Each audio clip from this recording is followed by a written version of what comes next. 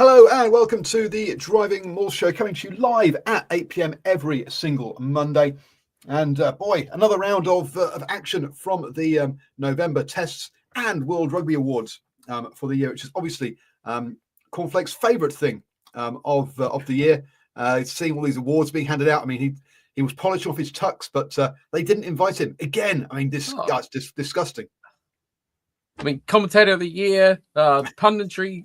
No, what do they call it? When you go out on your own and do it. Yep, that's the punditry of the year is solo, independent. That's it. Independent.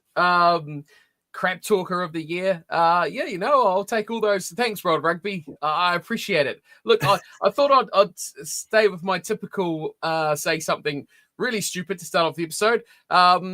Today, this weekend promised absolutely nothing, and it was disappointing. Make that make sense. Oh dear! It was the weakest round of the November tests. Absolutely, there was only one game. I was kind of a quick look at it before the weekend. I think there's only one game here I actually care about, or actually think there's going to be any chance of a different result. All the rest were pretty obvious as to what was going to happen. But let's have a quick chat about those the awards first. So men's 15s Player of the Year, the nominations were Caelan Doris, Evan Etzebeth, Cheslin Colby, and Peter Steph Toy. So three players from South Africa and one from Ireland. And look, I mean, South Africa have been the top country this year, so I'm not surprised they dominated that category. And it went to Peter Steph Toy. Personally, I thought it was going to go to Evan Etzebeth. What were your thoughts? That's South African. As long as it was South African, that's fine by me. The whole list was a bit underwhelming, right? I mean, I found all these awards a bit underwhelming of choice. And was there really a player that stood out? And this year you went, he really deserves that. I mean, Peter Steph's a fantastic player, don't get me wrong. Brilliant player, but I think he's had better years than this year in his career as a standout performer. I was surprised that he was nominated, to be honest. And the fact that he won it really shocked me. I didn't think he'd had a great year. I'm not saying he had a bad year, but as you say, I thought Evan Etzebeth had stood out more. And this is Peter Steph Toy's second one. He won it also in 2019. 2015, dear me. 2015 was Dan Carter, obviously. I was going to say there's an All Black. Yes, that's only because the All Blacks had got it every single year between the last person, Beauden Barrett got it, before him Beauden Barrett, before him Dan Carter, Brady Retallick, Kieran Reid, Dan Carter. So from 2012 through till 2017. In fact, pretty much all, and a couple more for Richard McCaw before that as well. Whereas over the last 4 years, it's been Anton de Pont, Josh van der Fleer, Ollie Surveyor, and now Peter Steph Toy. So it's gone through all those. Nocturnal rights reckons that Peter Steph Toy's been pretty damn good this year, becoming an all-time great. Shifting back from flank back to lock. The problem with South Africa is they've got so much depth. Right, and he only plays. All of their players only have to play half the games because there's someone who's nearly just as good to replace them and just to switch the whole team around for another game. So there is that side of things from it, which I guess might be something that is why I'm not thinking he's had such a good year. The thing that dilutes it a little bit to me for Peter Steph Toy, again, the brilliant player, and I wouldn't argue the reward to him. But it kind of piggybacks on what you said there too with South Africa, is that to me, a World Player of the Year is a guy that if you took him out of the team, you'd be like, whoa, like the year Ardie Savea won. If you took Ardie Savea out of the All Blacks that year, you would have been like, man, they're missing him. I feel like you'd take Peter Steph Toy out of the Springboks and you'd be like, oh, okay, he's not there, but the next guy is pretty good as well. And at this sort of international level, it's like, okay, we lost a little bit, but we're still killing it, whereas that I think that makes it a bit easier to say it's not as big a deal because, like you said, the Springboks are so deep of depth and quality. even if you look at Caelan Doris left Ireland, that they lose a lot of punch. He is pretty integral to that back row and their running game. So, yeah, I feel like that kind of, for me, makes it go like, for Peter Steff, there's so much other players that can do the job for South Africa. They don't lose as much, but it in the wrong way takes away from him as a player, the way that South Africa is set up. So that's just for me. If I see any of those other players in previous years leaving, Dan Carter, take Dan Carter out of any All Black team, huge. Just Sexton when he won, just things like that. Huge players and huge gaps would be left if they're out. I think South Africa are, again, because their depth, they're set. No, but as you said earlier, South African had to win. Absolutely, there's no one else has stood out at all. So, but to me, I say I thought everyone was going to get it, but I'm not upset that he would be there. I'm not sure. I thought Will Jordan was lucky to be named as world fullback because of the lack of games. We're not talking about that team. We'll get on to the World 15. Don't worry. The World 15 is amusing. Look, there is a Women's Player of the Year, Ellie Kildun. I can't comment because I've not seen any women's rugby this year. So well done to her from England. World Rugby Coach of the Year goes to Jerome Doret, who is the French Sevens head coach. Which in an Olympics year, it's not surprising that one of the Sevens teams that won a gold medal got that. France picking up the men's gold medal, and let's be honest, France has never looked like picking up a gold medal before, either or winning a Sevens World Cup or anything like that. So I can understand why it went to him in this case. Yeah, I mean, you can't argue with that, can you? It's if there's a World Cup, it's going to go to a 15s coach. If there's Olympic Games or a major Sevens tournament, you can't argue. It's the pinnacle of their game, isn't it? So that really is what you got to look for. And yeah, well done, France. It's no Rugby World Cup, but it's a step in the direction. Other kind of, I guess, honourable mentions in that kind of space. You've got to go with the Argentinian head coach. They've had a cracking year. Yep. And also South African head coach from a men's 15s point of view in Rassie. Those are two that I think would pretty stand out from the on the men's 15s side. Breakthrough player of the year. The nominations for this, obviously men's 15s we're talking about here. So we had Satya Feinberg and Ngabazulu from South Africa. Emmanuel Fea Wabaso for England. Jamie Osborne for Ireland, and Wallace Satiti for New Zealand in this one. I actually, talking of standout players, I think Fire and Bozo has definitely been a standout player this year. Satiti is the Wallace Satiti won this one. Look, he has had a cracking year. Wasn't somebody that people were kind of talking about, but let's get him into the squad at least. And I think there was even discussions there as to should he be there or should Hoskins Sotutu be there from the Blues. And then we've just had a couple of injuries in the back row, and boy oh boy, he has taken his opportunity with both hands, and he now owns that 6 jersey for the I'll say he owns that 6 jersey, but only until Sam Cane goes, and then maybe he's in the 8 jersey. But anyway, he owns a back row jersey now for the All Blacks for the next until he plays badly, basically. So had a cracking season from him, and you got to say, it's not deserving player to get that. Yeah, only 2 people were going to win that award for me, and that was, like, say, Fire Boso or Satiti. I don't think we've seen enough of the other 2 throughout the season. They started off strong. They had moments, but if you're looking for consistency in performances, Satiti didn't start the season in the All Blacks, so you'd even give Fire Boso a bit of a head start because he'd come to New Zealand with the England tour in the middle of the year. So, yeah, he got a bit more time, but Satiti really had a massive, massive impact on their All Blacks team. But the close call for me. I wouldn't have been too unpleased if either of those 2 got it. I think they were definitely front runners, deserved winners if either of those 2 picked up the award. But well done to Wallace. Yeah, like you said, he's just about one of the first names you put on a team sheet now. after a stellar second half of the year, especially in the black jersey. And also, if confirmed next year, Frizzell gets a 6 jersey back with Satiti at number 8. I don't think so, because I think you'd have a very unbalanced back row with that. Where is Frizzell? Look, wonderful player, great player, but he is not. But to have, if you're talking about Arnie Surveyor, Satiti, Frizzell, you've got 3 ball carriers there. Do you ever see Sam Cane carrying the ball? Not very often, right? That's not his job, and it's his job that needs to be replaced.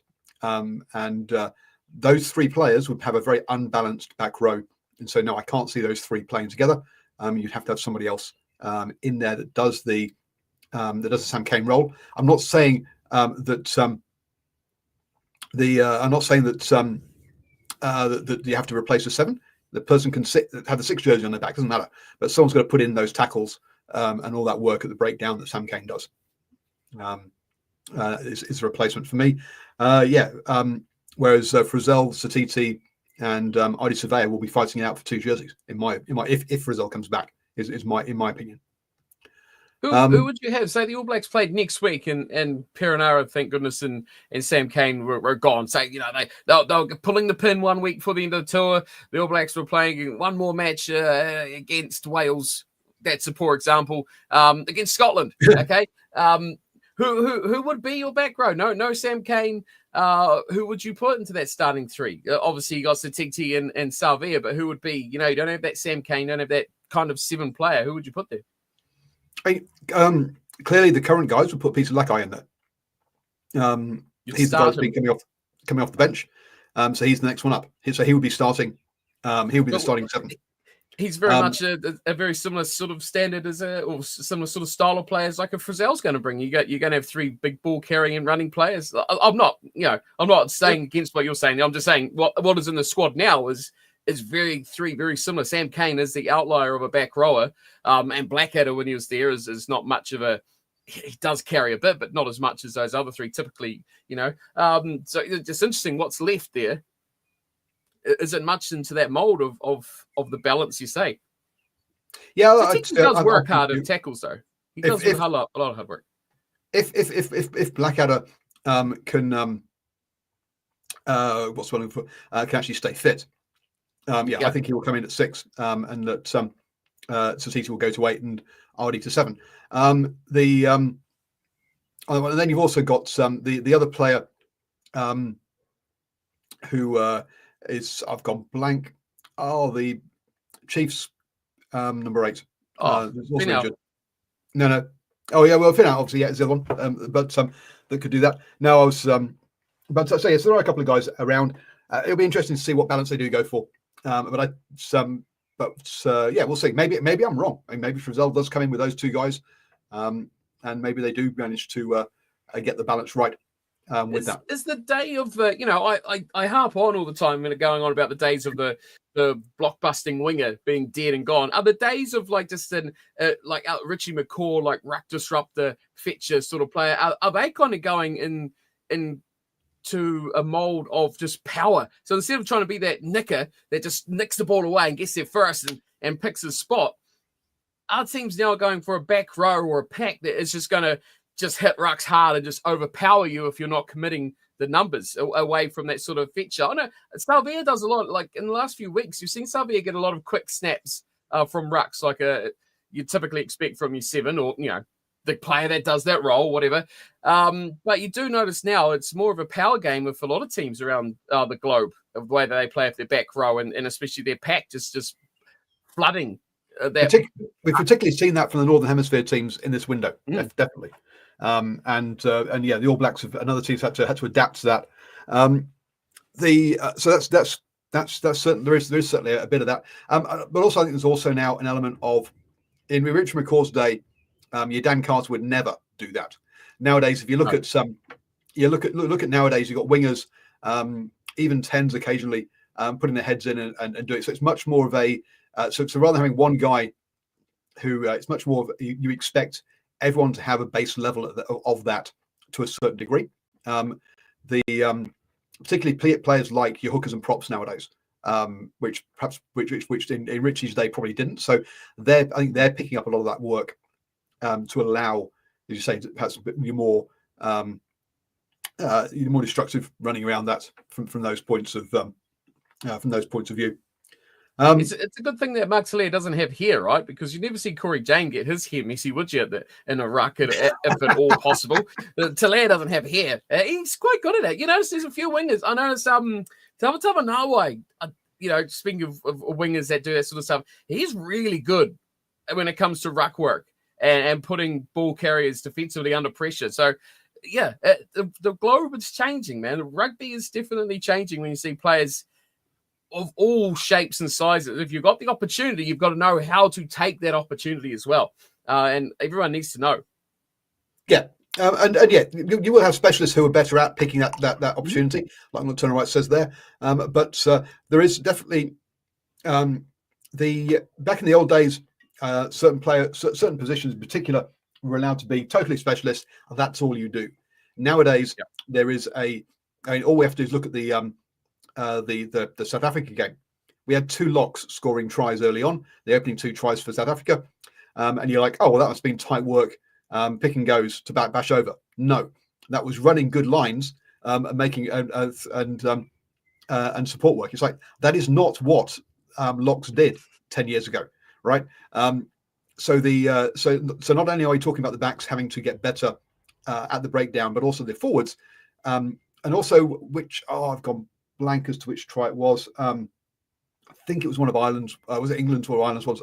Where you had a front rower throwing a missed pass out to the left, and again, it's like, whoa, where did that? That was a cracking pass by a front rower. The sort of stuff that you would never have seen again 10 years ago. That's a backs thing. The forwards would not throw a spiral missed pass over someone's head on a counter attack. So the base level of your all-round skills nowadays for all players has had to step up a notch on that one.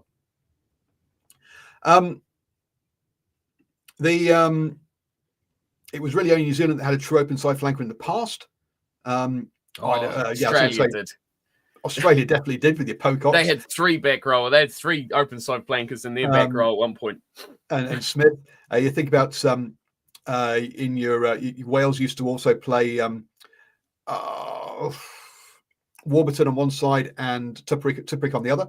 They were both very much 7s.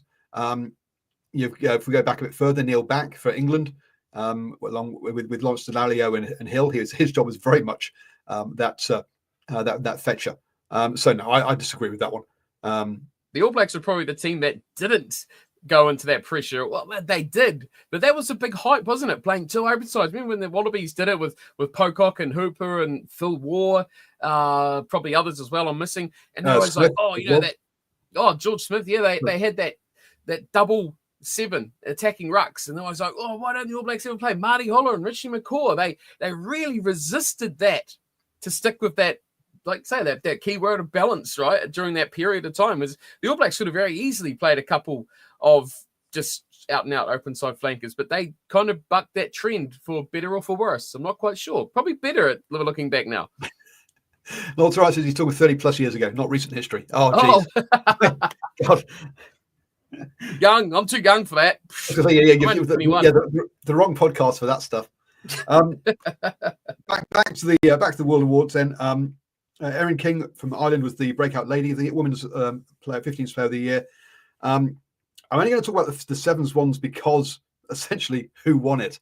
The men's 7th player of the year was Anton de Pont. Now, I'll be honest, I didn't watch any of the 7s at the Olympics. I've not watched any 7s all year. But you weren't impressed by that decision. It just seems like a popular, headline chasing pick. I mean, I watched a little bit at highlights and stuff how it went, especially through the Olympics, but it's an easy one, isn't it? It's easy to call out, the glory boy, the star boy, the one everyone knows. I just feel a bit sorry for the stacks of other players, especially that French team that have given a lot more than Antoine Dupont has over the last few years to that 7s program. But hey, he come in, made an impact, got the medal. I can see why it's gone that way. But I hope there's no, sour grapes in there from anyone else going like, I'll put more into this team than him. But as, yeah, well done. It looks good on paper, right? Such as Aaron Gradidier and Gagne, who was the other French nomination for this for that award. So yes, Vicky Combra from England was the women's. Sorry, Madison Levy from Australia. Was the women's 57th player of the year. Vicky Combra from England was the Special Merit Award. No idea what that was all about. Try of the year then. Now the try of the year, the nominations list for this was interesting. So international try of the year for on the men's side, Nolan Le Garrec of France versus England, James Lowe for Ireland versus England, Lorenzo Pani for Italy versus Wales, and then Akaya Tabutaze from Georgia versus Australia. Not one game, not one try there from was nominated from the Southern Hemisphere teams. Right, 3 of them were from the Six Nations, which is supposed to be the boring tournament. No nominations for tries by Australia, by New Zealand, by Argentina, by South Africa on that one. So yes, just tell me that Tabutaza won, that Georgia won, please. I looked at this one. Who won? The winner was it was not Georgia, it beat Italy. There's Nolan Le Garrec for France versus England. Piss off. I hate World Rugby. It's so predictably boring. Come on. Give something to like the small nations who are actually giving a shit and playing some good attacking fun rugby. Those 2 tries from Georgia and Italy were strikes ahead better, in my opinion, than the other 2. I like the Georgian try. I mean, it was just a cracking try. Yep. And, to be fair, constructively, I guess the Italian one probably was a bit more worked out, but geez, they're really good tries. These guys never win awards. They're never going to be World Player of the Year. They're never going to be in the World 15 Team of the Year. Give them something to celebrate, man. Don't give it to France again, All Blacks again, the Wallabies. This is something they can win for a moment of brilliance of teamwork. This is an opportunity to celebrate the smaller nations that are never going to get a chance. They don't even get a nomination anywhere else. Sucks. And it was from behind their own try line. Fantastic try, absolutely. The James Lowe one I thought was a bit standard. So I'm glad it wasn't he didn't get that one. I wasn't that impressed by that try, to be honest with you. But yeah. So heartbroken. Yeah. But I thought it was interesting how it was so Northern Hemisphere dominated. And in recent history, that would not have happened. Let's be honest. Okay, then. That's a thankless job, isn't it? Like, whoever decided that, I mean, to be fair, you're going through every try that any team has scored internationally. It would be a very, very tough job. A really tough job. I'm glad that the smaller nations, got a shout, and I'm sure there were some brilliant tries throughout that would have been forgotten about as well. But boy, I feel like that's a missed opportunity from World Rugby. Oh, and boy, they're good at missing opportunities. Another one. By the way, France picked up the women's try of the year as well. I've not seen it, so I can't really comment on that one. So let's get through to. We're not going to run through the women's World 15 of the year because, as I say, we can't really comment on that. But the men's one, we got Ox in number 1 in the number 1 jersey from South Africa. Malcolm Marks in the number 2 jersey for South Africa again, with Tyrrell Lomax from New Zealand in the number 3 jersey. Eben Etzebeth from South Africa is joined by Ty Byrne from Ireland in the engine room. Your back 3 or your loose trio of Pablo Matera from Argentina, Peter Steph-Toy from South Africa, the World Player of the Year, and Caelan Doris at number 8.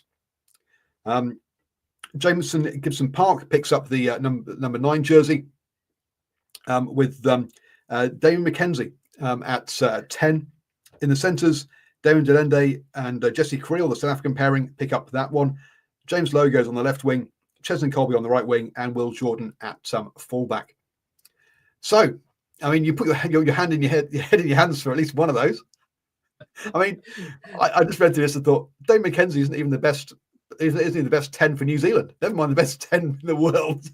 What the hell is he doing in there?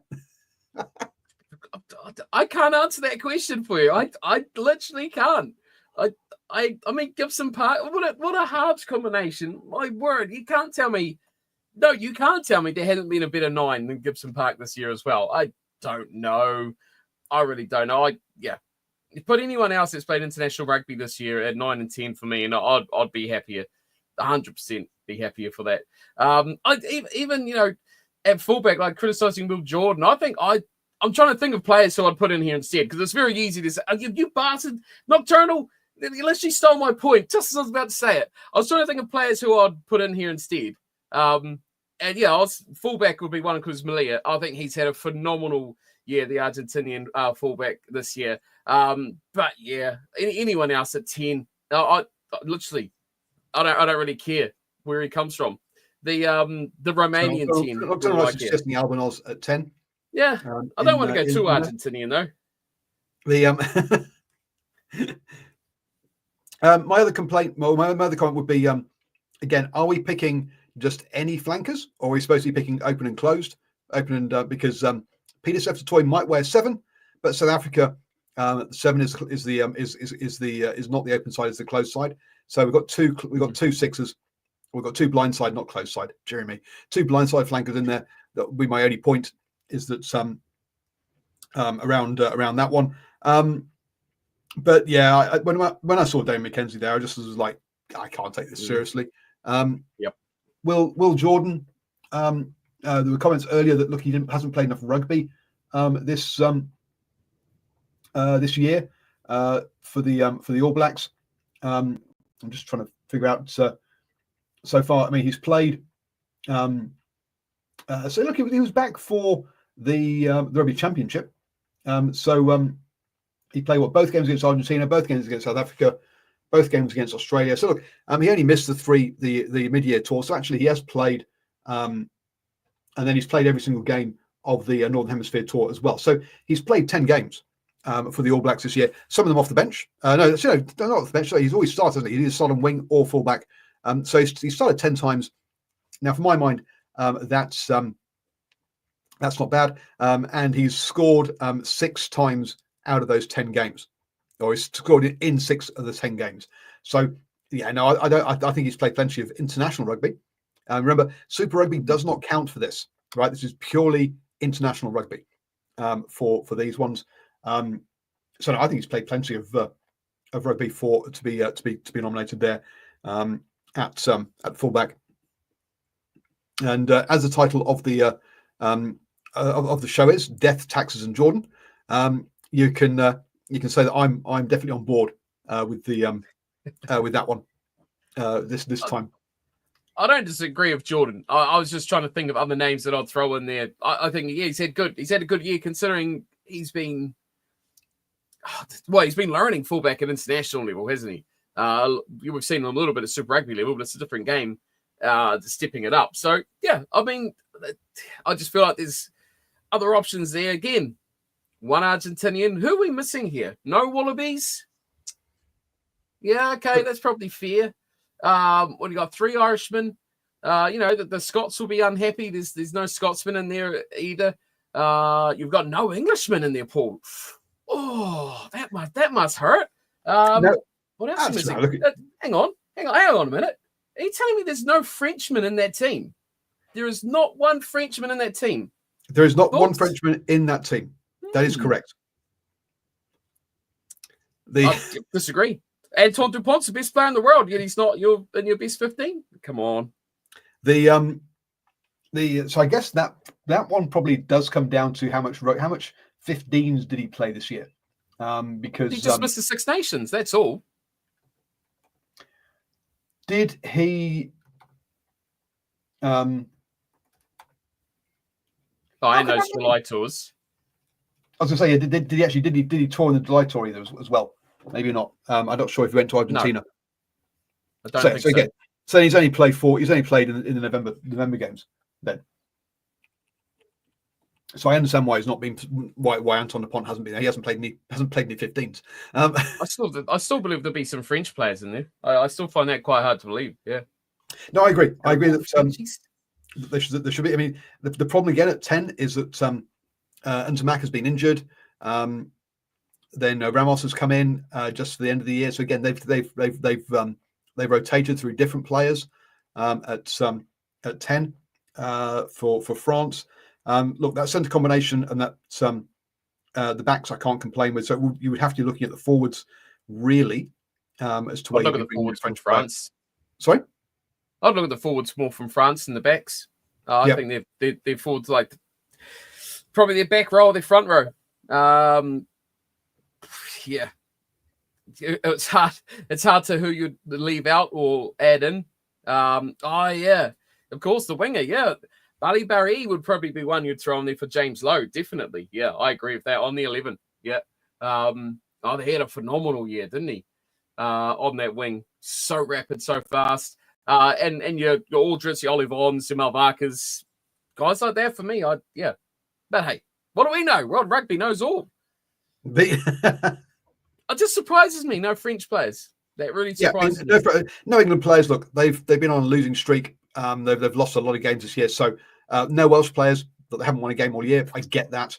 But as you say, no Scotland players. That's a bit perhaps a bit tough on them. But again, their better players are probably, you're looking at your Finn Russell, Van der Merwe hasn't had a great year. I don't really think. Darcy Graham. I think if Scotland were going to push, I'd look at maybe a Hugh Jones probably be their leading guy in midfield. Would probably wanting to challenge in that whatever way around they play that midfield with Creel or Delendi at 12. Probably be my biggest guess of a guy that stood out this year for Scotland. Yeah, but I think that centre partnership of Delendi and Creel has been great this year. So it has been great. It's tough to break in there. So I can understand why there's no one from Scotland in there. Or Wales or England for that matter.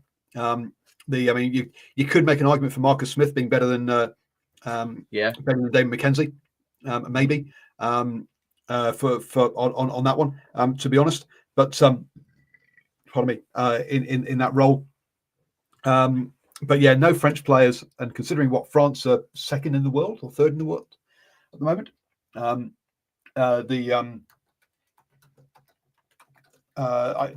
it's hard to think that that France don't have any decent players, and yet they've dropped to fourth in the world in the men's. Wow. Okay. They did have a bit of a Six Nations hangover, a bit of hangover from the Rugby World Cup hangover. So it's not surprising. Yes, didn't France have a bad World Cup hangover? They did. They've just come out of that actually at the end of the year, and had a cracking sort of finish to the year. They did have a bad World Cup hangover. He is right. That's the World Awards. Let's crack on and talk about some games, shall we? As we've said, not the best rugby or the most competitive games of the weekends, so we probably won't be going through them in that much detail necessarily. So we kicked off the weekend with France versus Argentina. France winning that one 37 to 23. Look, an early yellow card to Montoya didn't help Argentina's cause. It was 30-9 at halftime. And then basically, yes, a bit of a comeback in that second half by Argentina, but they never looked like really winning the game. On this one, the Puma's unlucky with the refs, says Nocturnal Rights. No, I'm not about to start ref bashing in this one, but I just think they came up, perhaps just ran out of steam at the end of the year. This was a bit of a painful game to watch, wasn't it?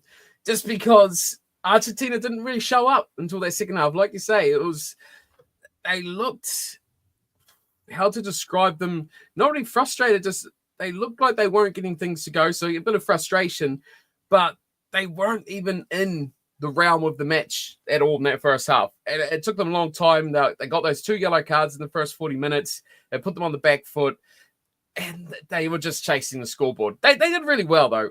In that second half, to come back and not make a game of it, but to not give up.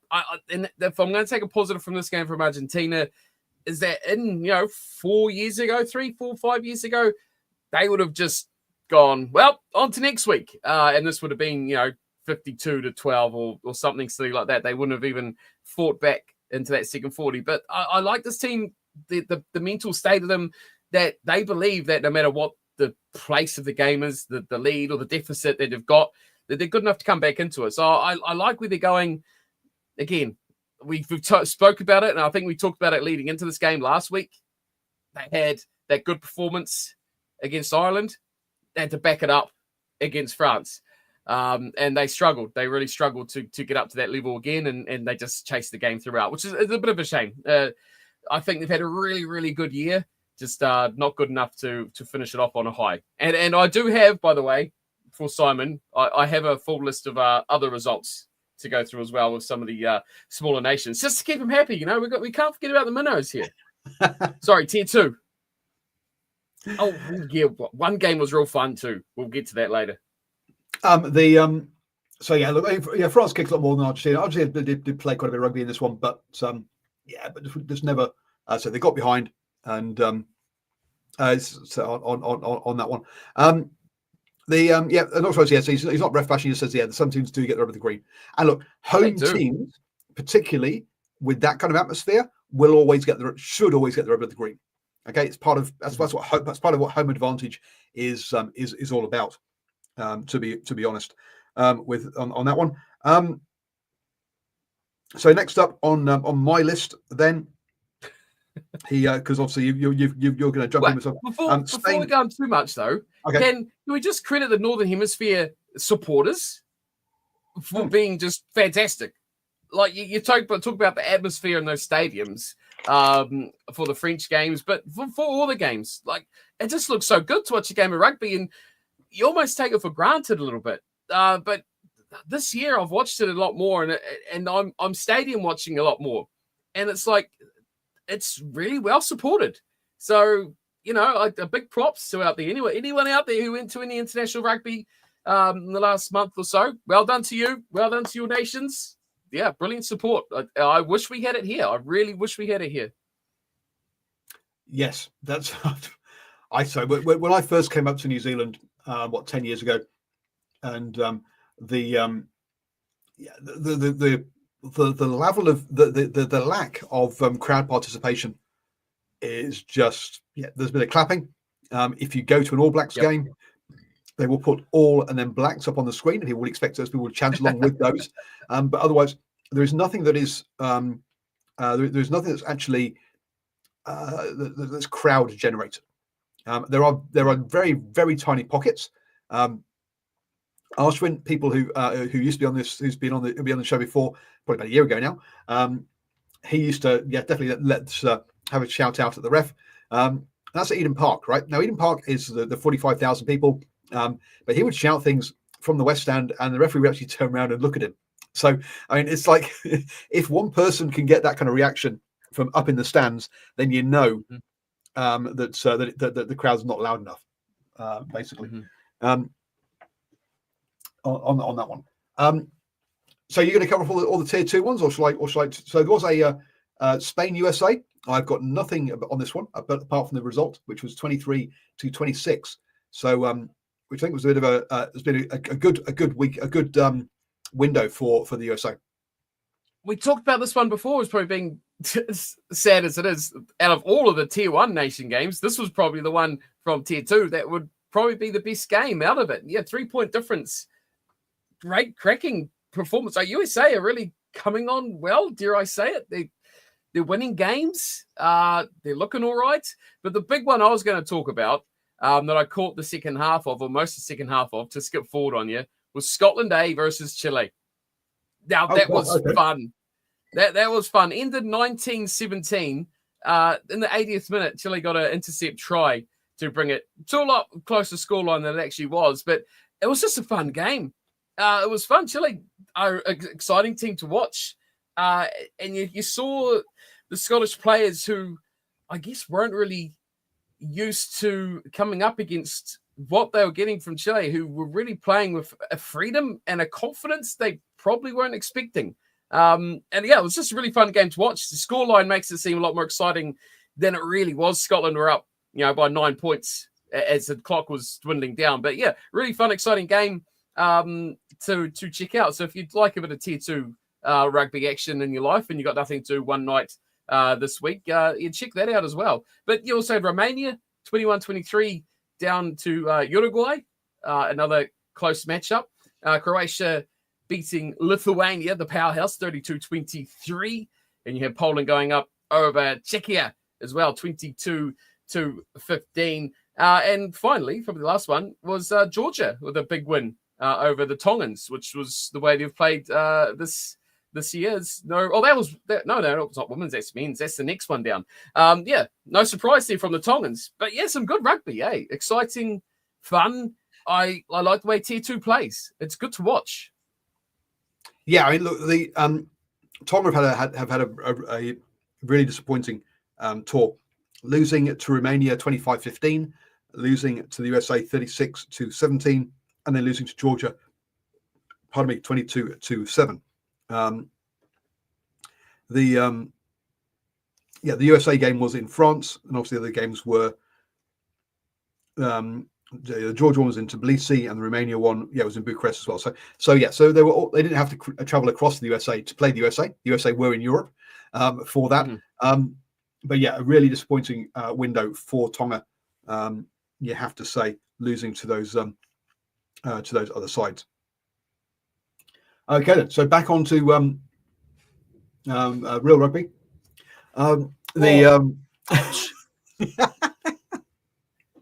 That's the thing. I agree with what Simon says. It's great rugby to watch, but it's so hard to get to watch.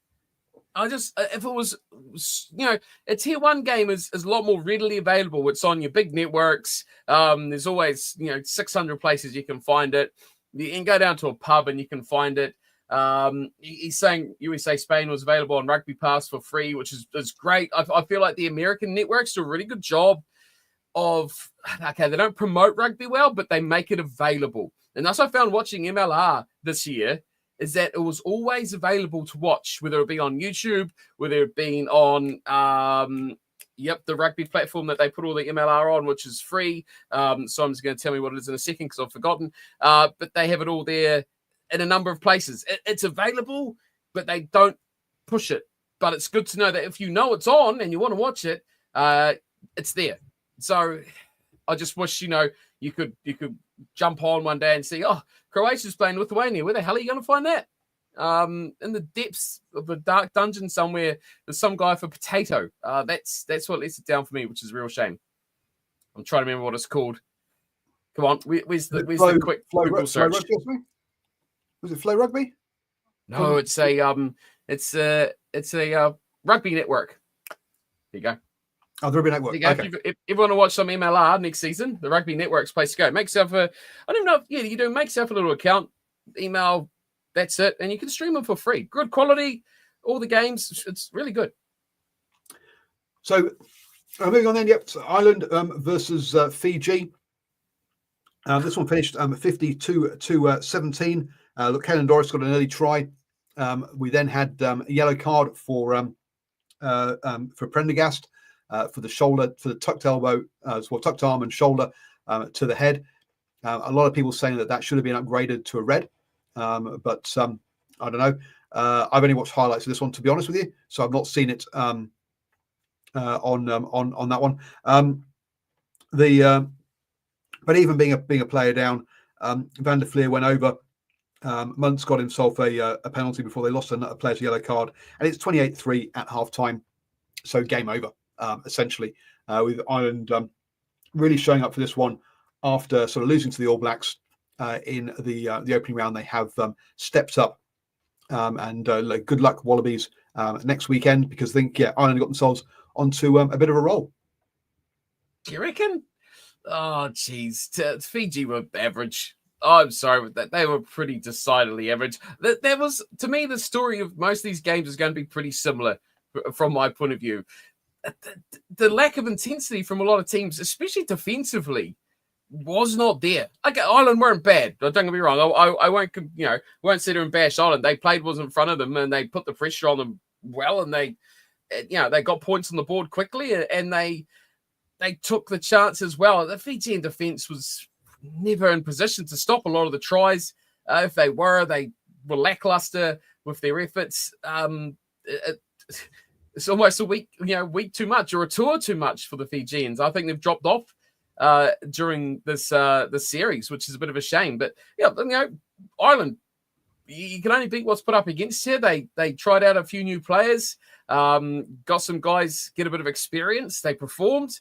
But I do feel like, and I feel like this in a lot of these games this weekend as well, is that the experienced players stood up. But I think that mostly was in this game for Ireland. Your Arkeys stood up, your Dorises stood up, your Van der Fleers stood up. And it allowed guys, like Gus McCarthy got a try, the guys that are the unknowns, the new guys in the squad to do their roles because the game was under control.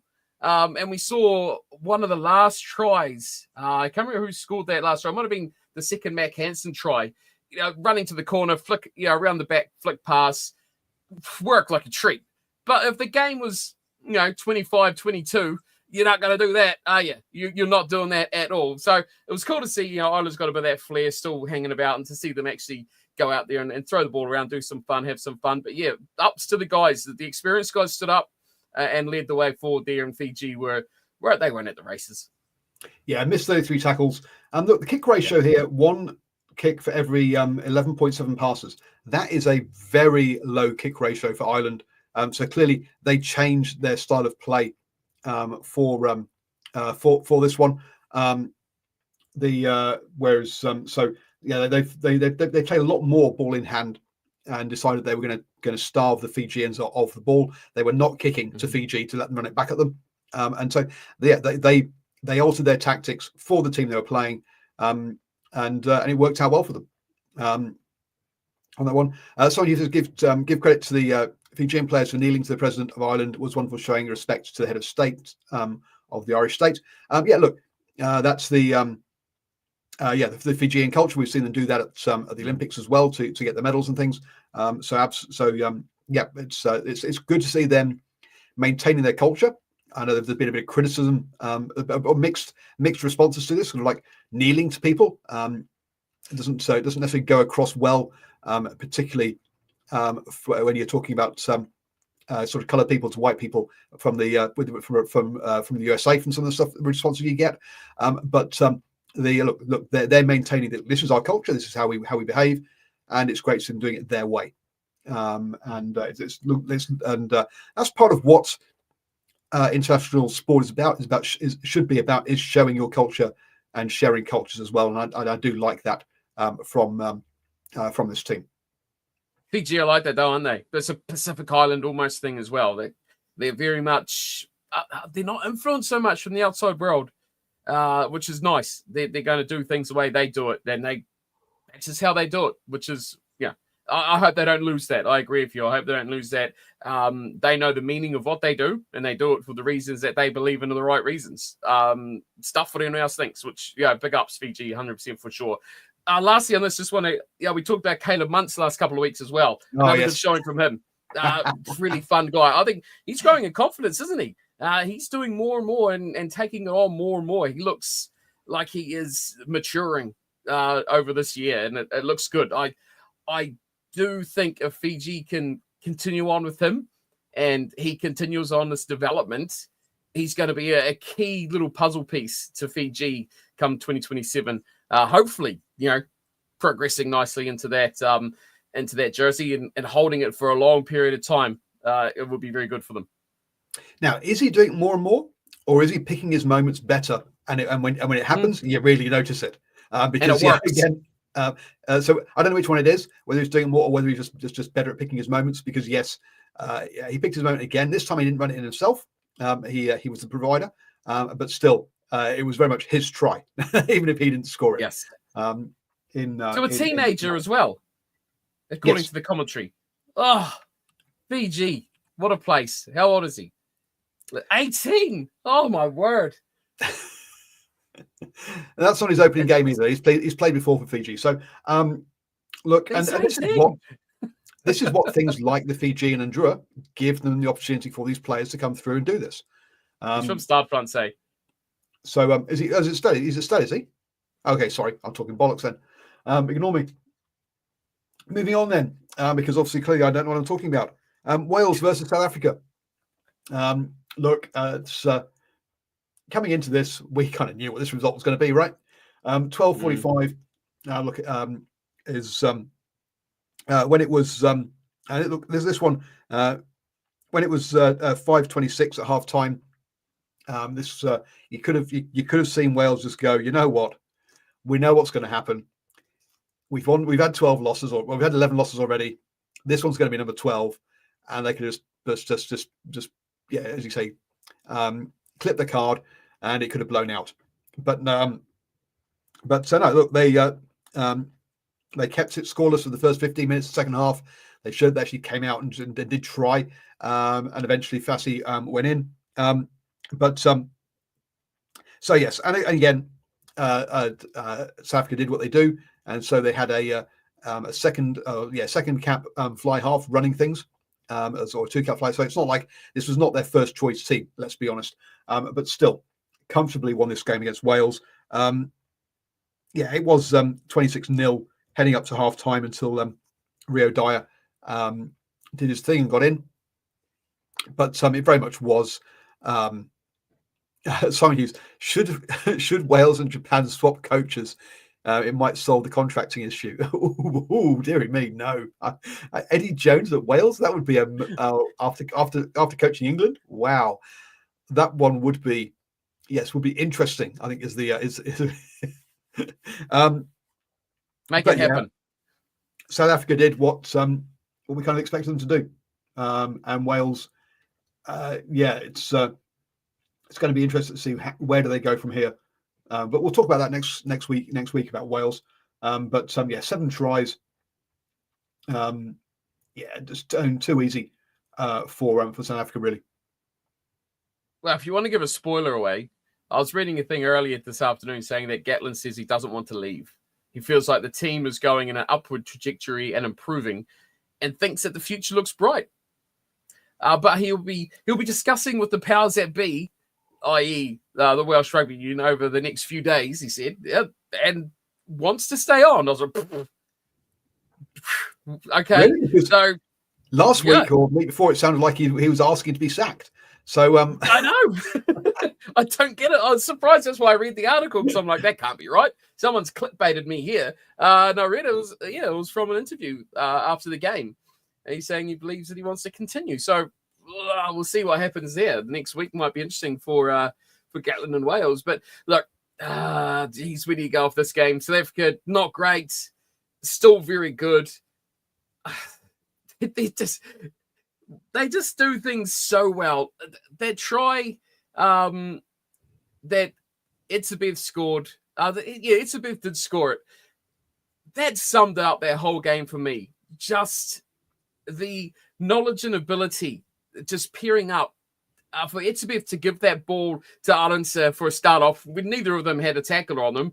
Give it to the speedster and wheeling away, and then drawing that last guy in the fullback and giving it to Itzebeth to trot. And it's just so many things you saw in that game was so obvious to see. And the Khaleesi line that before that try that led to the space where he cut back the opposite direction, suck it in 2 guys. No, it wasn't even close to get the ball. Things like that I watched in that game, and I was just like, why is it so clear to see what's happening? Normally that stuff's very subtle, you don't notice it unless you're really, really dissecting a game. The Springboks were just, they were working well. They were, made a lot of errors, but I thought they were very, very good. Even the Welsh tries, the try to both of them was a bit of hard work for the forwards, but Rio Dyer, as much as some people in Wales don't like him, he's got pace. He's quick, and he can score tries. What else do you want? That's enough, right? So a bit of a sad tale, but they defended well. Wales. They put under a lot of pressure. They put in a lot of good defensive work. It should have and could have been a lot higher scoring. So give Welsh a bit of credit. They buckled under and they did a bit of hard work, and they'll get no reward for it. They'll get no thanks from anyone for what they did. But I think they can look at themselves and say, we kept them under 50. Is that something you can take a bit of heart from? I don't know, but it was certainly again, not for the competitive rugby watcher, that's for sure. No, exactly. I mean, kept them under 50. Well, yeah, I mean, that's... looking for positives here. Yeah, I see that. I'm just running through. So the only time that South Africa have scored more than 50 points was against Portugal this year. Ruin it. Sorry? You're going to ruin it. So, yeah, this is their second biggest win, or second most points they've scored in a game. Third, because they put 48 on Argentina. So the South Africa played at about 65%. That class is evident in the Gulf. Yeah, they did not have to get out of second gear. For first gear even. Look, Aronsub had a good game. From what I saw from the highlights, had a good game. He's someone I haven't rated until recently, but I think really. Yeah. I just. You're a hard man to please, aren't you, boy? Jesus, again. The power winger is dead. I told you. Yeah, look at South Africa. Aronsub, Colby. A poor man's Colby initially, but he's looking good now. Ouch. In this one. Look, I mean, Wales missed 33 tackles in this one. Fiji missed 33 tackles. Wales missed 46 tackles in this one. Which you can't miss that many. You miss that many tackles. You're lucky if you keep it under 50.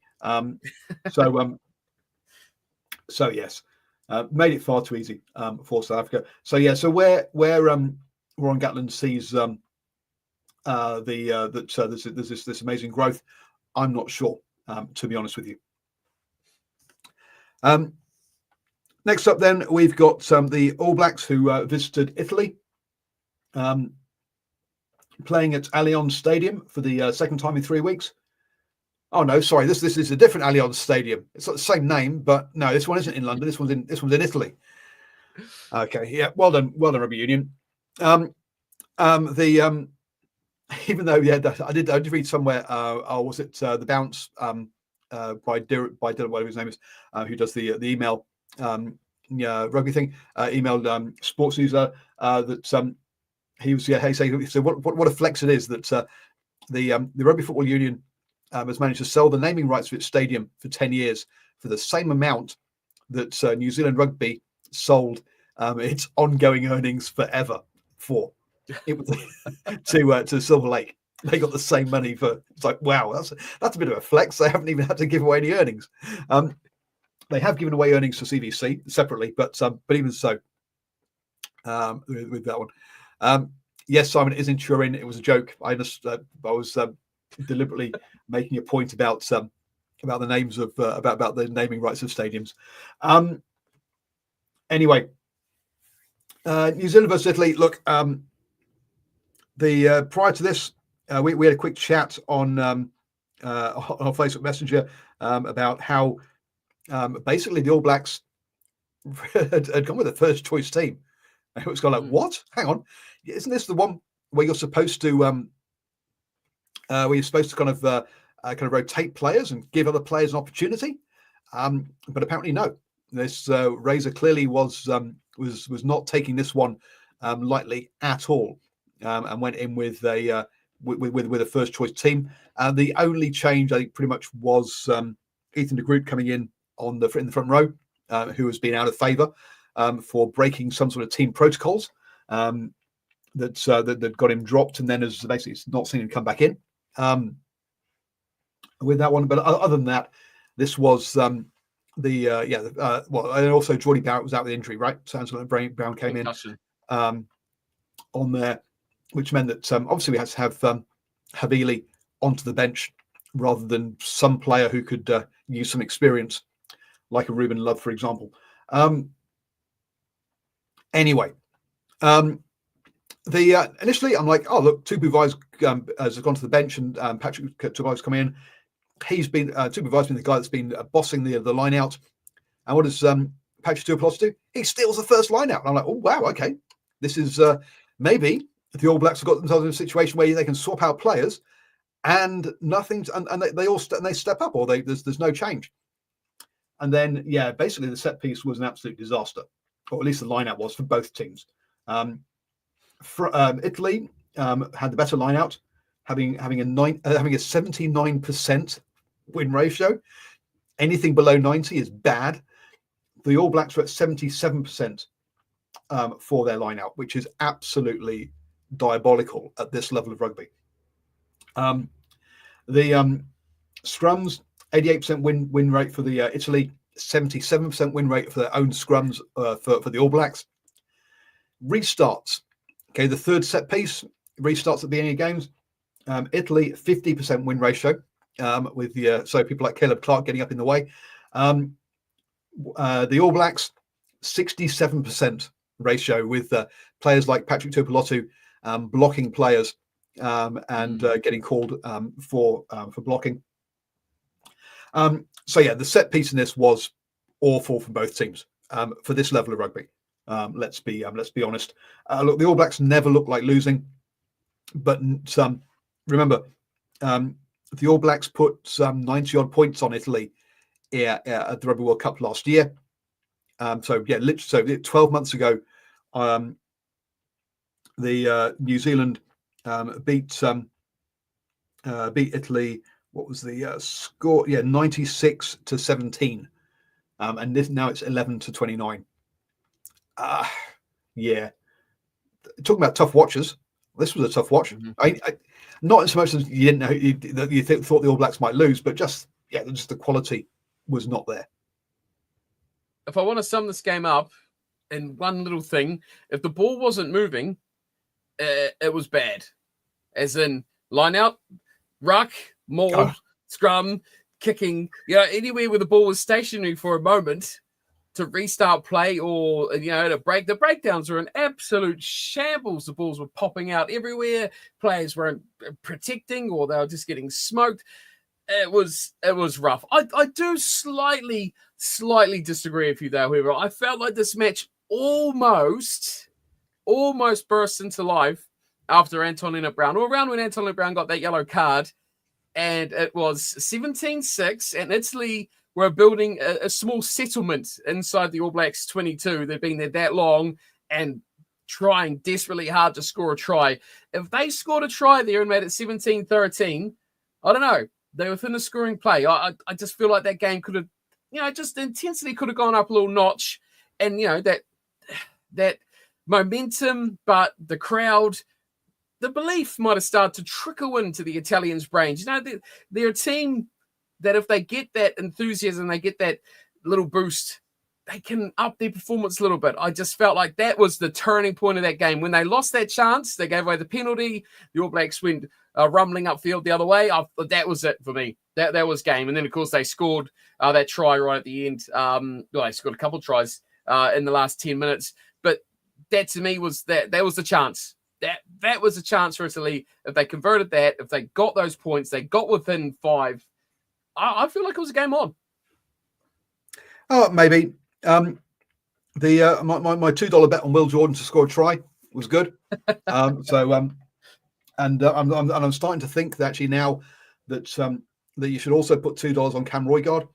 So Cam Roygaard now for the All Blacks has turned up, has had 10 appearances and scored 7 tries, which is a cracking ratio. There you go. Those are the my if you've got money that you don't mind losing. Will Jordan and Cam Roygaard, 2 good people to be putting your money on. Mark Salia was actually shorter odds than Will Jordan, which amazed me. Look, he's got a decent try scoring record. Don't get me wrong, but Will Jordan has got a just crazy try scoring record. Look,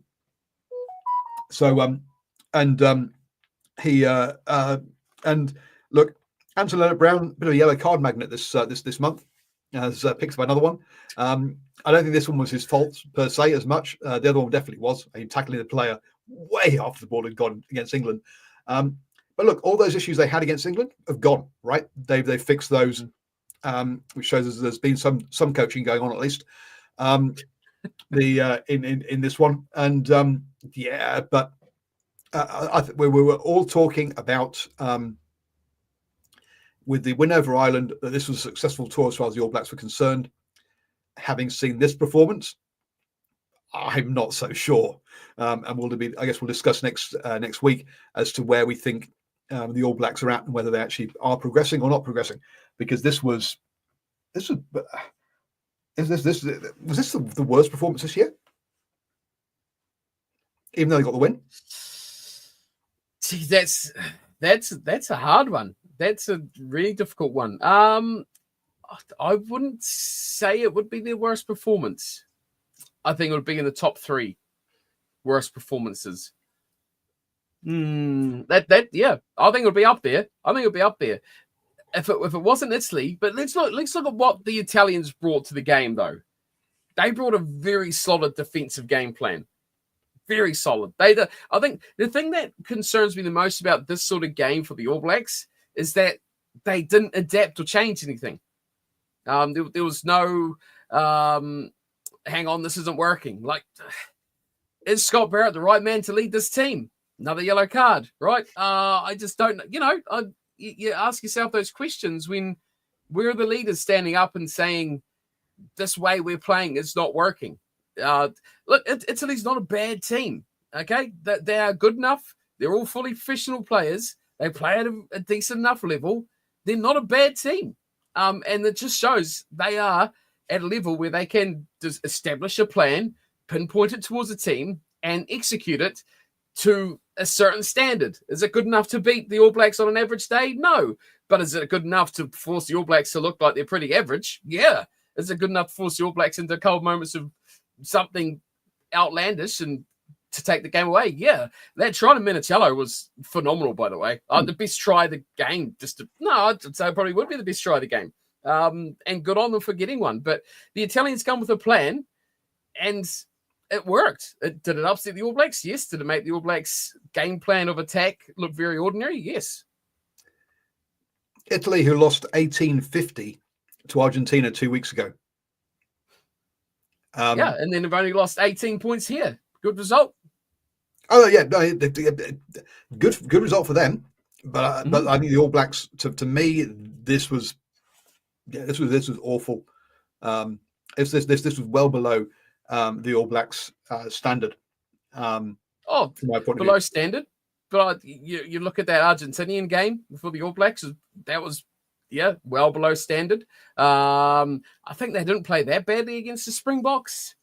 Two games in South Africa. I thought they would.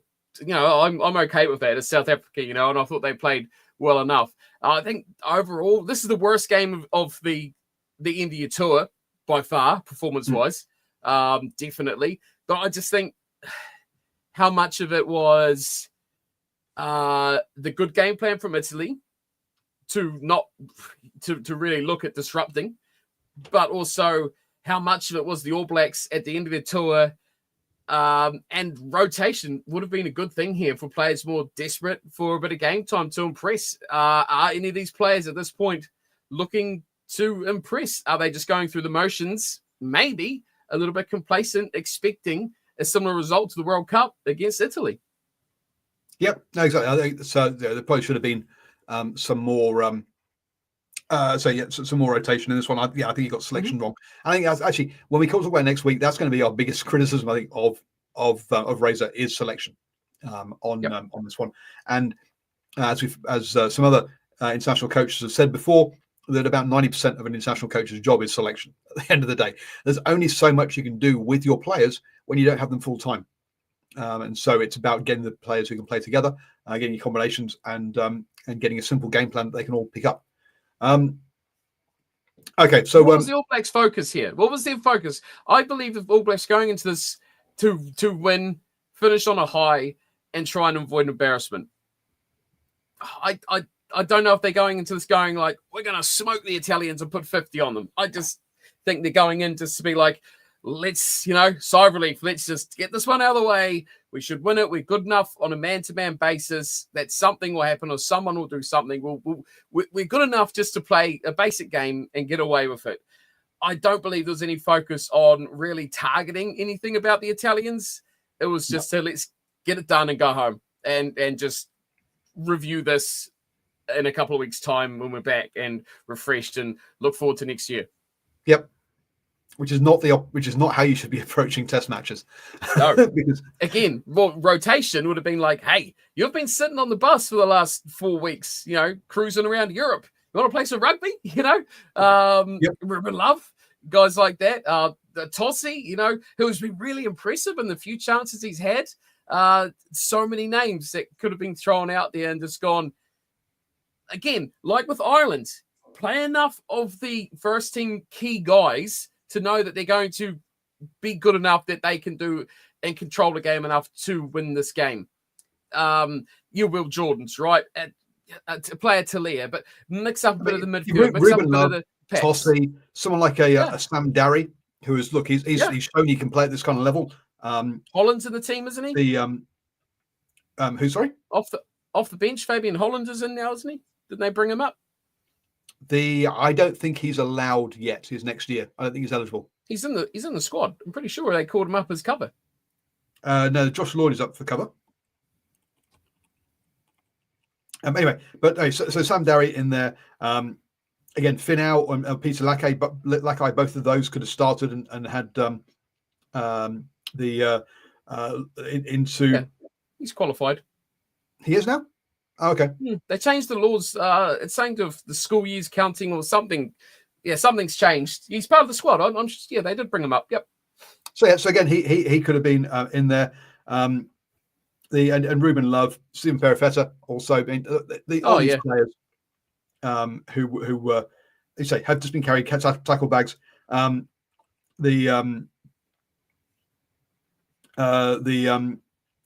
gone blank. Billy Proctor has gone back he's back in New Zealand for paternity leave. Mm-hmm. I just hope his partner and child are both well. And I hope it all went well for him. So on that one. There's plenty of other players that could have come in and freshened things up. And their focus would have made other players focus, right? Yeah.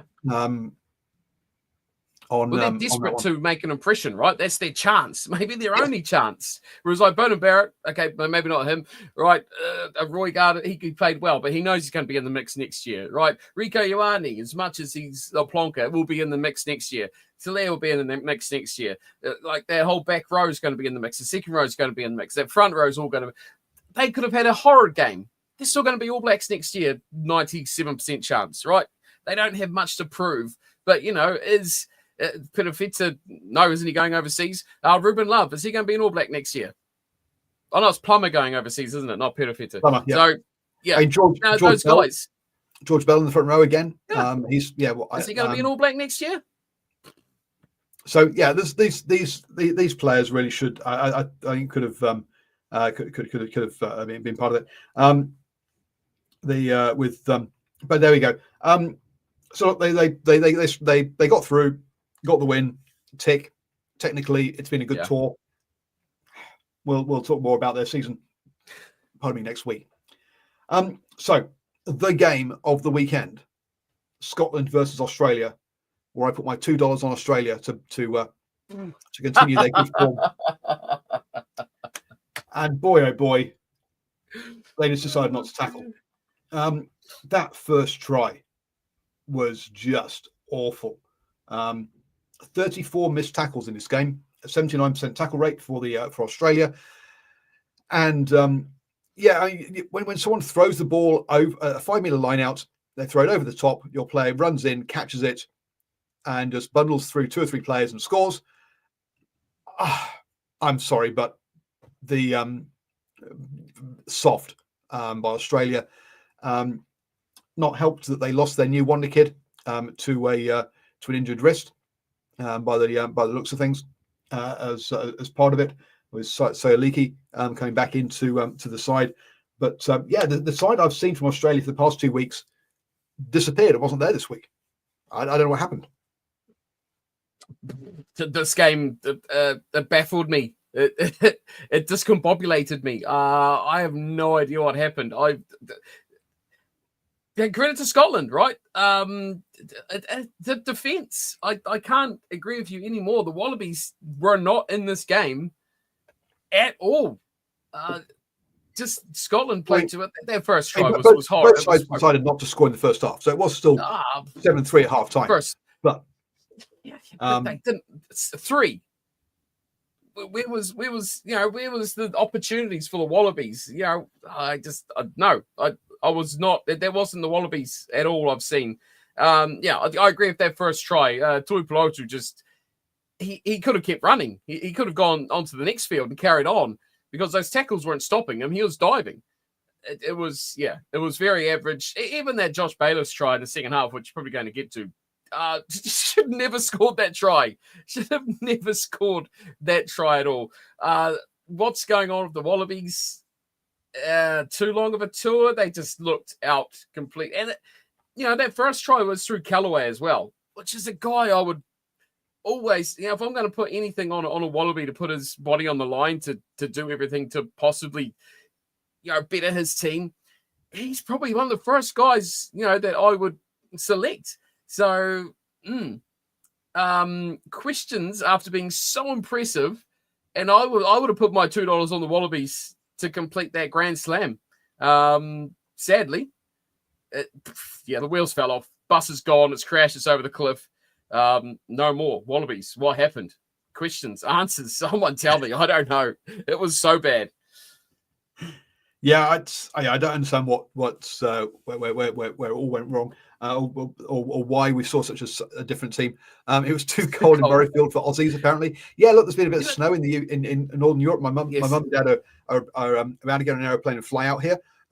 They're in France at the moment, and they've said yes, it has been bitterly cold this last weekend. So yes, the weather might have had a bit of it, but I just. Look, Scotland have been impressive, but this was not this was a poor performance by Wallabies, as well as a decent performance by Scotland on this one to see them home. And look, 27-13 makes it look closer than it really was, because it was 27-6 with 5 minutes to go. So look, it was well and truly buried as a game before the end. There, so well done to Scotland for that. After a big win over Fiji, losing to South Africa as we expected, but then to have not been too demoralised by that, to be actually to turn up and win this one and go, you know what, we just watched South Africa. You run over people, and so that's what they just did. 9 line breaks though in this one. It was resting McWright might be a bad choice. Look, at the end of the day, if one player is your defensive setup, I'm sorry, but he should be World Player of the Year. Then he should have. Well, yes, then he should have won World Player of the Year, exactly. Before this match took place, I was talking about this watching the All Blacks game with the loyal, amazing people that tune into the streams. Scotland and Australia have a very storied history where Scotland do not lose by much or often, or they always put up a very good fight against the Wallabies. There is a very good history. You go back to that Joubert and his penalty. That wasn't a penalty to give the Wallabies the win. Of course, there was a famous Scotland win in the rain where they headbutted each other after by jumping on each other and blood was pouring everywhere. There's a bit of a history going on there, right? There's a bit of a rivalry developing between these two nations, which when you look at it on a fixtures list, you go, oh, Scotland, Australia, nah. But when you think about how these two sides have historically met, especially recently, this is one that I think Scotland especially will be putting on their calendars and going, hello, boys, we know you and we can beat you. It's Scotland like they play England, They're always marking, and it's like, we know we can beat you, England. Let's just check that one off as we can do it.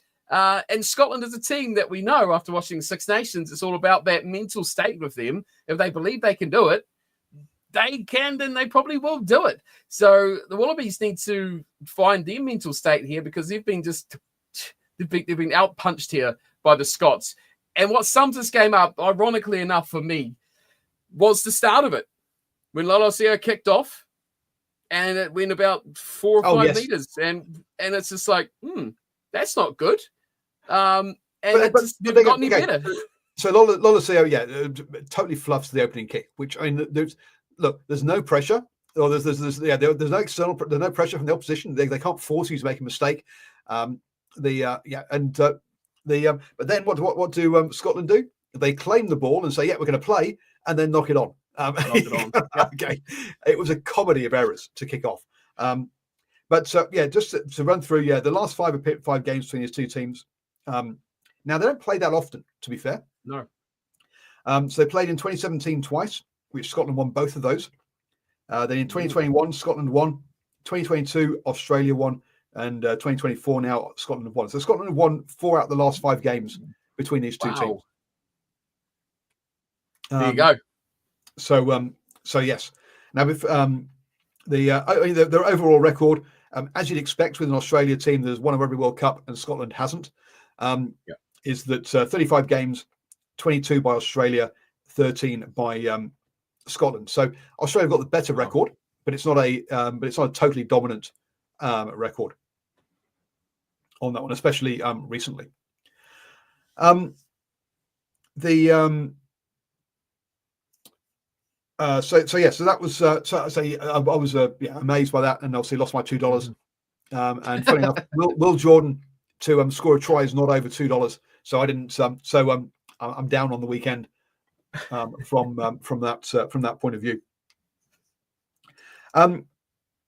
We've had the Georgia-Tonga game we've talked about. To close out the weekend, then we had England versus Japan. Now, some of the kind of talk on the Twitter sphere or just generally was that, hey, you know what? England's big losing streak. They've lost 5 on the bounce.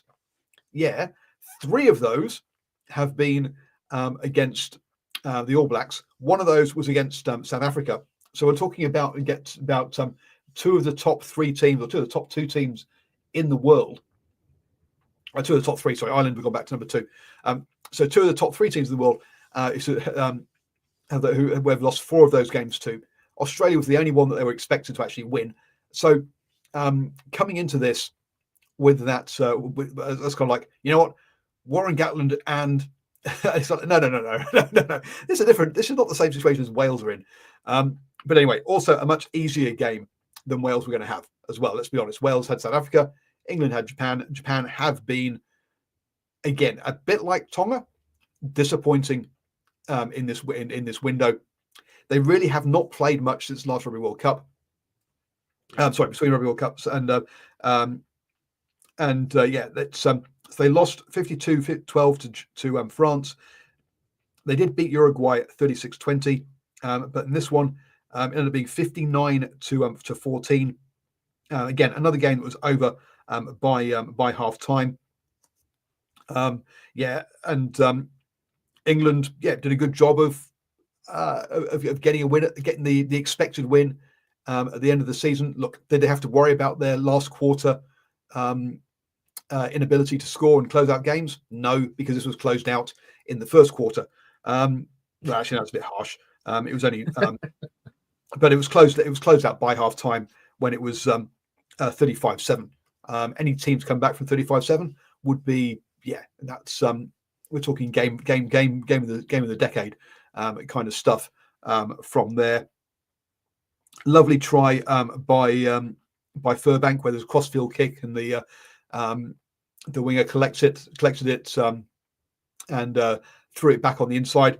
Actually, no, that wasn't the Furbank try. That was the was that the Roebuck try, or one of them where Furbank threw it behind his back to his Northampton teammate who went in and scored. So England doing a bit of razzle dazzle. You've got to show that they were clearly well up on the scoreboard if they're doing that kind of stuff. That's not England of old. Let's be honest. So a comfortable win, but I'm not sure what we learned from this from an England point of view, to be honest. Well, that they finally win a game at home, winless in their home stadium. So, they've finally got a W on the board. Nothing else. Ollie Slightholme's playing pretty well. Yep, nice little try from him, a little dinky grubber, fun to watch. I do feel like the try for Saito for Japan was It was good. cracking. Cracking try, yeah. Yeah, so I mean, they had some highlights, but they were never really in this game. The big thing I took from this, and I took the same thing from the Wales South Africa game, ugly kits, man. What the hell was Wales wearing in that game? And then I just don't like the red England kits. They look a bit ugh. Really? I get the England one. The sort of the claret or the burgundy England one I thought was quite good, actually. It's better than the Welsh one. That Welsh kit was horrible. I just felt vomited seeing that one as well. And it's weird that the home teams are wearing their alternate strips. No, it's not. No, it's not. Okay, this is the problem. Okay, so in football, you have an away strip.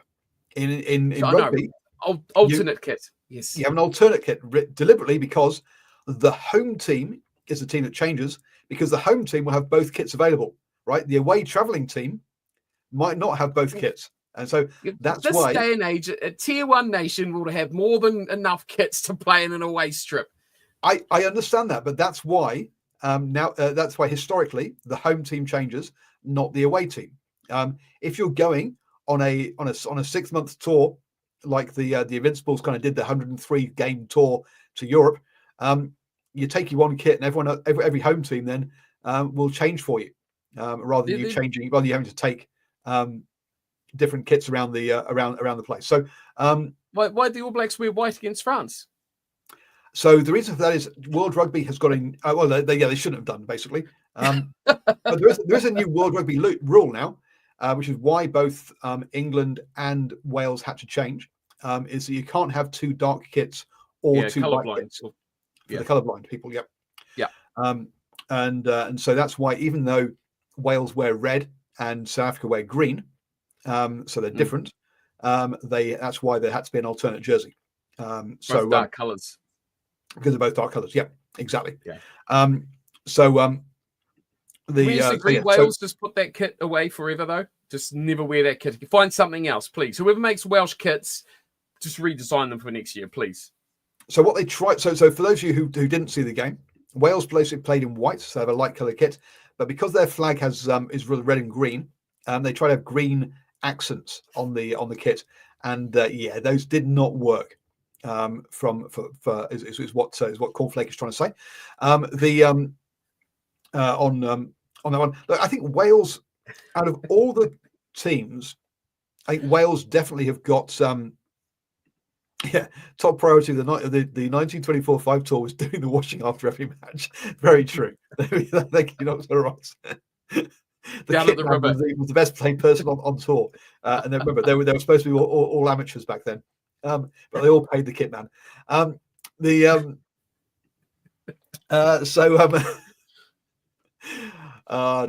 think Wales, to me, historically, have been one of the worst countries for jerseys. They had that one with the gold armbands, which were horrible. 2007 World Cup was the worst World Cup for me for jerseys ever. That Nike jersey that basically England had, France had, someone else did, which had this kind of this paint splash across the jersey. So England had a white one with this red paint splash, and France had the exact same jersey, but with this light blue. Was in fact 2007 was the worst year for jerseys, full stop, because what you had were 2 or 3 generic jerseys that were just in different colours for different countries. Since then, thankfully, we've moved away from generic jerseys with just different colour patterns. Whereas actually you can just say, okay, they're wearing Adidas, they're wearing Canterbury, they're wearing because that year had that, because that one had that horrible paint splash one, but also had Ireland, I think South Africa and Scotland had this one where had this dotted grippy bit that looked like they're wearing a bra over their jerseys. 2007 World Cup, the worst World Cup for jerseys in my opinion. I just don't think Wales has historically have been bad with jerseys, in my opinion.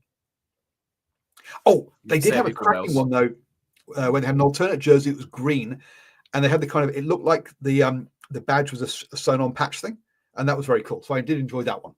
So they have had their moments of sartorial elegance, But on the whole, yeah. And yet, their stadiums are still full, no matter how ugly their kits are. Anybody who says, okay, so if you talk to anybody in New Zealand rugby, how do you get people in how do you fill stadiums? Their automatic response is win games. Okay. And as far as they're concerned, the only way you can fill a stadium and get people to follow a team is to win games. Wales, if you haven't noticed, have lost 12 on the bounce and are still filling their stadium.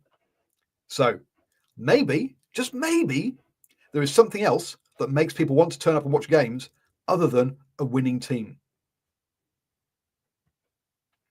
Can't argue with that. Again, that's why I go back to crediting the Northern Hemisphere. The crowds have been phenomenal, whether they're winning teams, losing teams. It doesn't matter. They're just well supported. And very much jealousy. Very much jealousy. Maybe we'll go move in France.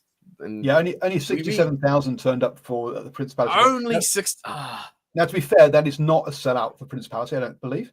But even so, that is a decent. If that was here, we would get 6,700. We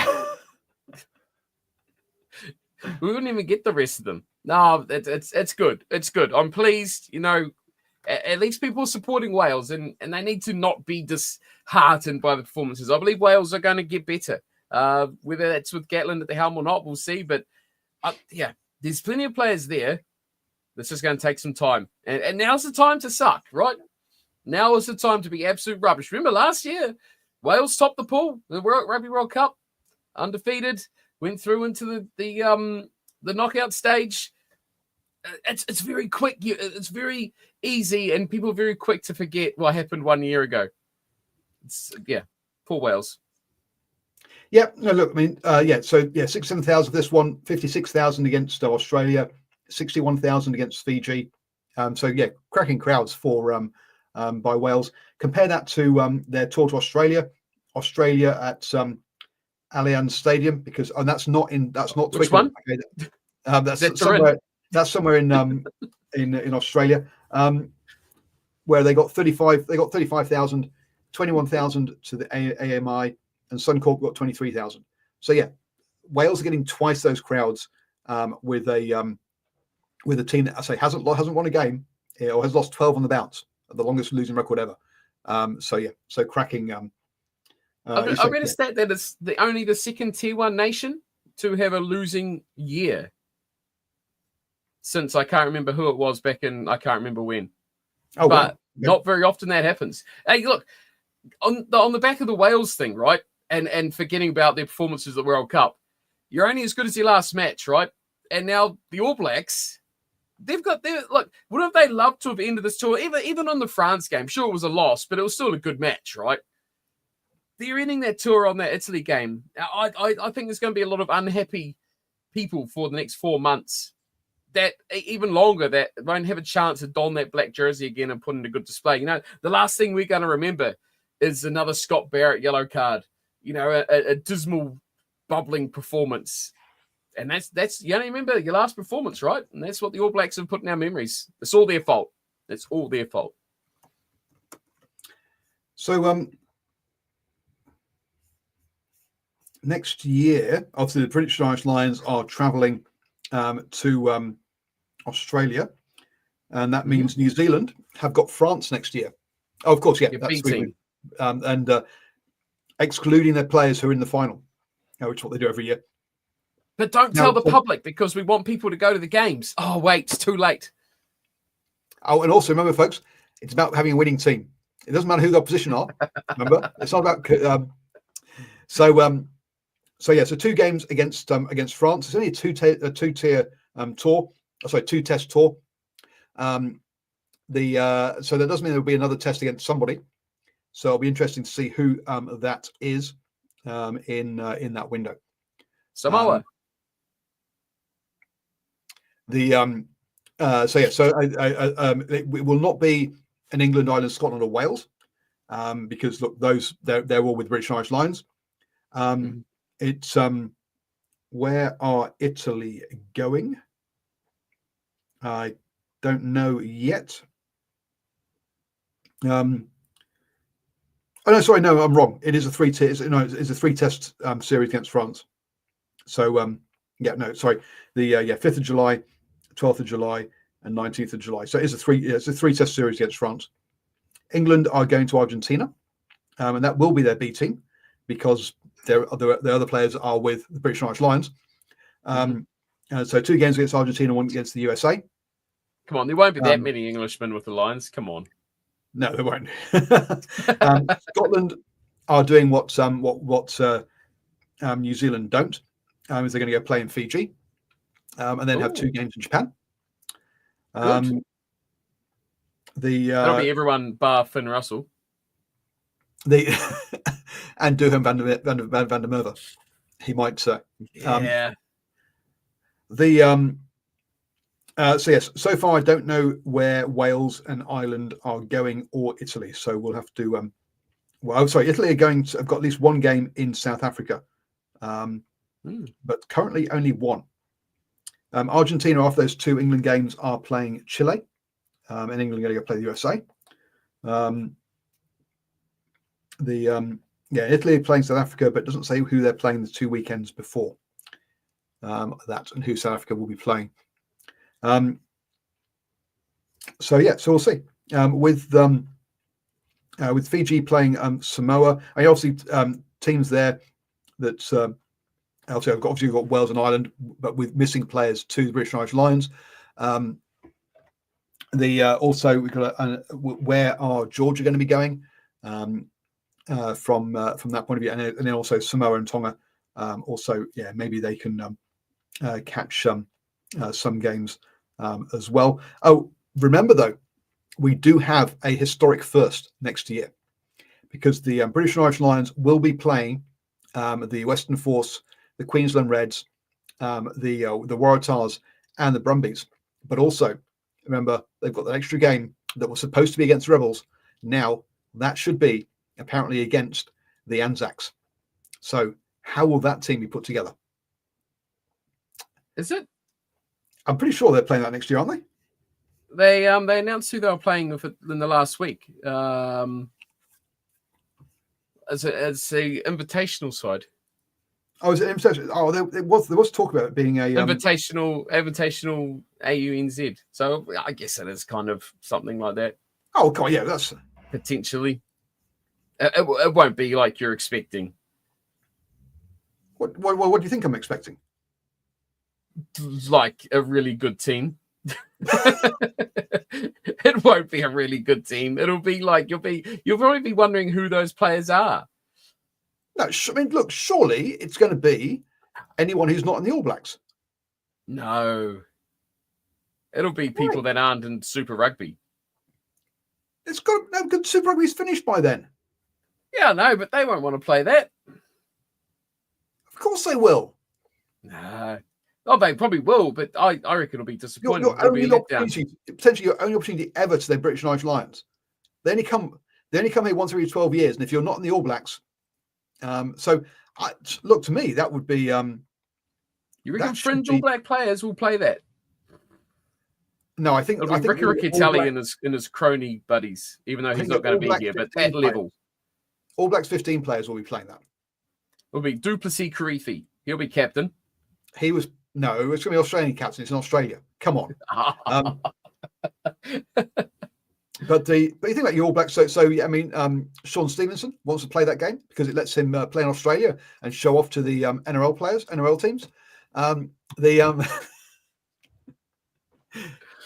those kind of players, your Sean Stevensons, your Duplessis Karifi, those kind of players. Christie. Finley Christie, yeah, those kind of players should be available for this. I would have thought.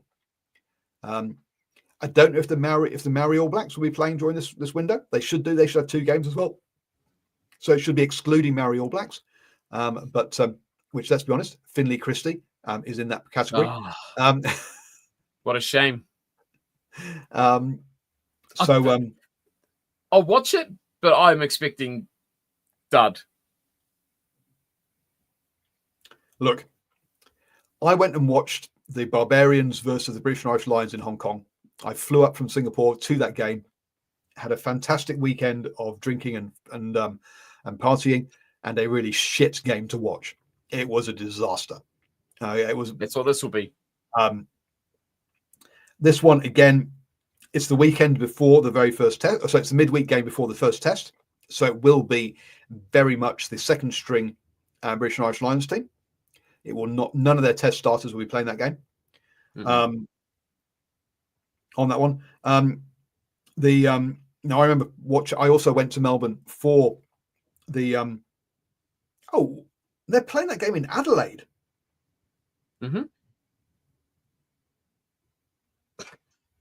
6,700 people. Adelaide. Okay. And they've got a TBA team, to be announced team who've played in Melbourne. Anyway. So I went to that midweek game. Okay, so I went to this itinerary last 12 years ago. So I went to the 22nd of July Melbourne midweek game, and then the Melbourne Test match, which is the second Test match. That game in Melbourne, that midweek game, nobody will turn up. Okay, all the British and Irish Lions fans will be going to Ayers Rock or to the Great Barrier Reef, and they use they basically use that that midweek bit to go see some part of Australia. And so the crowd at that game I went last time was zero. it was a very small crowd. For the Test match on the weekend, it was packed, great fun. But for that weekend, for the midweek game, that midweek game between the first and second tests was not a good turnout in Australia. Here in New Zealand, from memory, and I should go and check this, that was the game in. I think that was the game in. And it wasn't. Sorry, that was the Hurricanes game.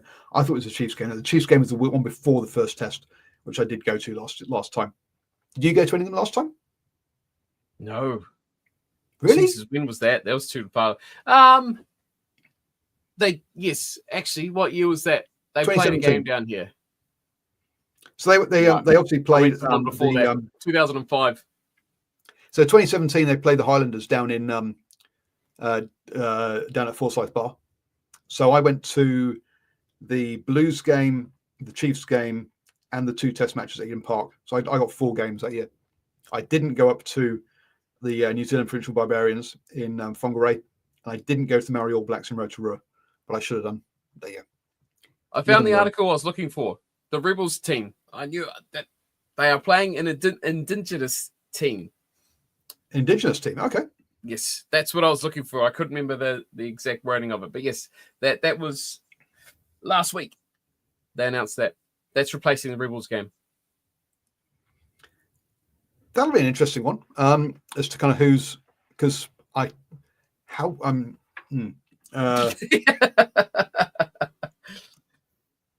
yes. How they're going to work that out, I don't know.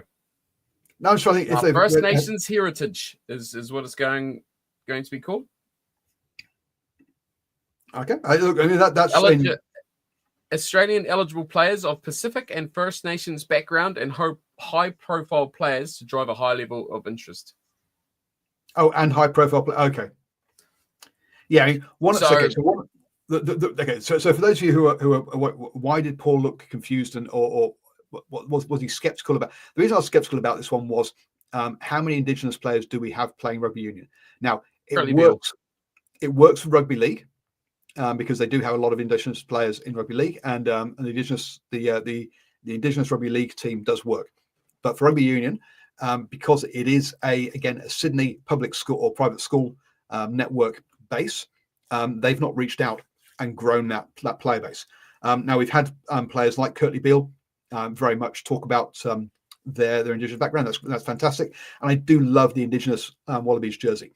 The problem is, for my mind, that the Rugby Australia has not invested in growing the Indigenous players in the same way as South Africa has grown African black players, and that's why we now don't have to worry about quotas anymore and all that kind of stuff with South Africa, because they've put the effort in, they've grown that player base, and there's plenty of players across. Whereas Australia Rugby just has not put that effort in, and so there isn't the player base.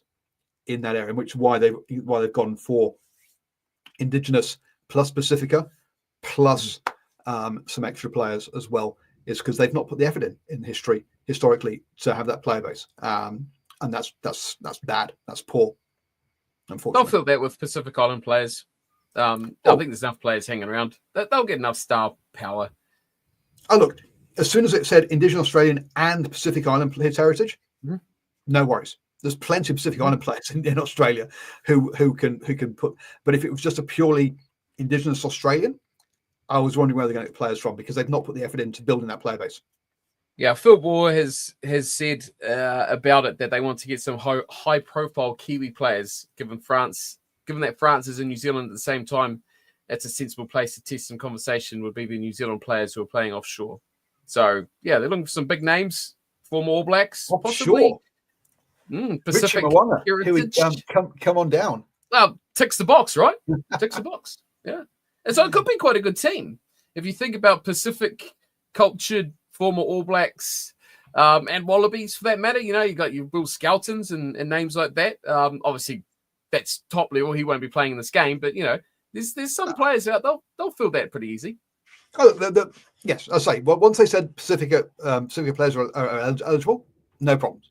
This will be better than the AUNZ invitational crap. I guarantee you. Well, we'll see. Because there's more. This is cultural now. This isn't just a Lions game. This is culture. It's different. I hope so. But we'll see. But when they say Australian eligible player, Australian eligible players, Pacific and First Nations background, and high profile. Okay, so it will all be Pacifica. There won't be a Finley Christie roped into there as a high profile non-Pacifica. He's not high profile. Come on. So yes, okay, we'll see how it pans out, and we'll criticize or we'll critique, maybe positive criticism of the selections when it comes through. Clearly, why this game or the Australia New Zealand game couldn't have been Fiji, and actually, why have you invitational AU and NZ when you can have a Fiji team or a Samoa team or a Tonga team? Is disappointing. But hey, it's rugby union, and they have to disappoint us, or disappoint me anyway. Hey, Phil Moore's doing bits with Australian rugby. I'm not upset with what he's doing. I feel he's been quite a proactive leader in the back room. Although I'm not a big political backroom guy, but he seems to just be making, I won't say good decisions, but he's making decisions. They don't seem to be shooting themselves in the foot like they have done in the past. Mm-hmm. Smart decisions, let's say. Safe decisions. Safe. Anyway, it's easy for them to put the boot in, right? But he seems to be going all right. I hope he continues well. Absolutely. And on that note, folks, our 1 hour show has only run 1 hour 50, so we'll cut it there. Great to chat again, Cornflake. Obviously, we're back next week. We'll be reviewing the final international game of the season, which is Ireland versus Australia. Australia can't win the Grand Slam now, having lost to Scotland.